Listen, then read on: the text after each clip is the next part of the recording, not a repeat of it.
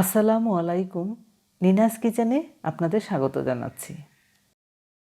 প্রতিদিন একভাবে মাছ রান্না না করে সবজি মশলার ব্যবহার একটু অন্যরকম করে দেখুন। তখন রান্নার টেস্ট হবে অনেক, খেতেও লাগবে আলাদা।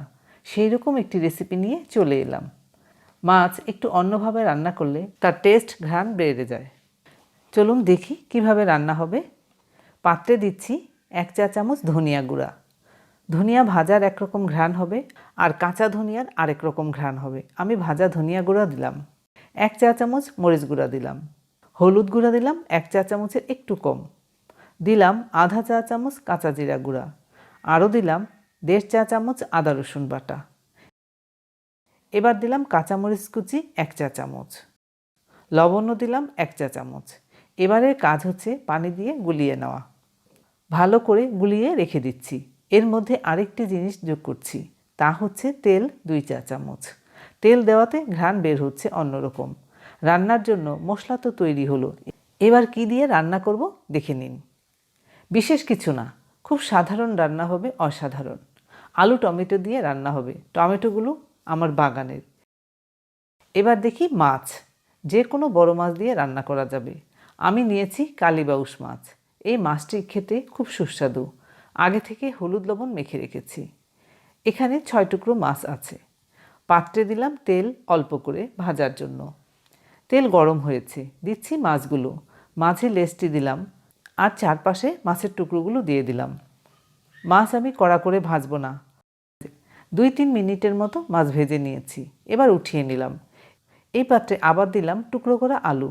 বন্ধুরা, আমি প্রথমেই বলেছিলাম সবজির টুকরো একটু অন্যরকম করলে রান্নার টেস্ট হবে আলাদা। তাই আলু এভাবে টুকরো করে নিয়েছি। 2টি আলু নিয়েছি এখানে। আলুর টুকরোগুলো হালকাভাবে ভেজে নিলাম। এবার আসুন রান্নাতে চলে যাই। দেব তেল, তবে তেল আমাদের বুঝিয়ে দিতে হবে। মশলাতে তেল দিয়েছি, মাছ ভাজাতে তেল দিয়েছি, তাই তেল দিলাম 2 টেবিল চামচ। পেঁয়াজ কুচি দিলাম আধা কাপ। পেঁয়াজ ভেজে ফেলবো না, নরম করে নেব। পেঁয়াজ নরম হয়েছে, এর মধ্যে দিচ্ছি এবার সেই গোলানো মশলা। পাত্র ধুয়ে পানিও দিলাম। মশলা কষিয়ে নিচ্ছি। মশলা কষানো হয়েছে বোঝা যাচ্ছে, মশলা থেকে তেল বের হয়েছে। এবার দিলাম আলু। নেড়ে চেড়ে মশলার সাথে মেশাচ্ছি, তবে পানি দিতে হবে। তখন আমি আলু হালকাভাবে ভেজে নিয়েছি, সেদ্ধ করা হয়নি। অল্প পানি দিয়ে আলু কষিয়ে নিচ্ছি। 3 মিনিট চুলার আঁচ কমিয়ে আলু রান্না করে নিয়েছি। আলু রান্না থেকে যেমন ঘ্রাণ বের হচ্ছে, আবার অনেকটা সেদ্ধ হয়েছে। সেহরিতে এইরকম একটি রেসিপি হলে ভাত একটু বেশিই খাওয়া হবে সবার। দিলাম 1.5 কাপের মতো পানি। ঝোল ফুটে ওঠা পর্যন্ত আমরা অপেক্ষা করি। যেমন ঘ্রাণ পাচ্ছি, আবার ঝোলও ফুটে গিয়েছে। এবার দিচ্ছি মাছের টুকরোগুলো। মাছ দিয়ে খুব বেশি নাড়াচাড়া করা যাবে না, মাছ ভেঙে যেতে পারে। এই মাছ খুবই নরম, খেতেও সুস্বাদু। প্রায় 5-7 মিনিট পর ফিরলাম। দেখতে পাচ্ছি ঝোল ঘন হয়ে এসছে অনেকটা। না নেড়ে আমি ঝুলিয়ে দিচ্ছি। দিলাম বিক্রমপুরের শাকবাটা আধা চা চামচ। ঝোলের সাথে মিশিয়ে দিলাম শাকবাটা। এবার আবার ঝুলিয়ে দিচ্ছি।